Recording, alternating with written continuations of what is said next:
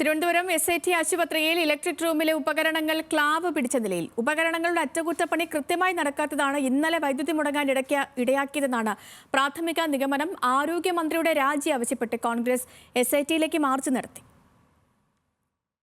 ഇന്നലെ രാത്രി 3.5 മണിക്കൂറോളം ഇരുട്ടിലായ SIT ആശുപത്രിയിൽ രാവിലെ 7:30യോടെയാണ് വൈദ്യുതി സാധാരണ നിലയിലായത്. ജനറേറ്ററിന്റെ സഹായമില്ലാതെ വൈദ്യുതി എല്ലായിടത്തും എത്തി.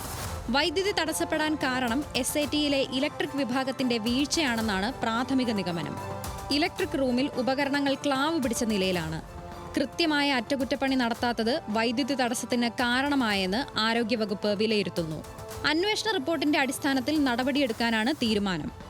അതേസമയം ആരോഗ്യമന്ത്രിയും സൂപ്രണ്ടും രാജിവെക്കണമെന്നാവശ്യപ്പെട്ട് SITയിലേക്ക് കോൺഗ്രസ് നഗരസഭാ കൗൺസിലർമാർ പ്രതിഷേധ മാർച്ച് നടത്തി.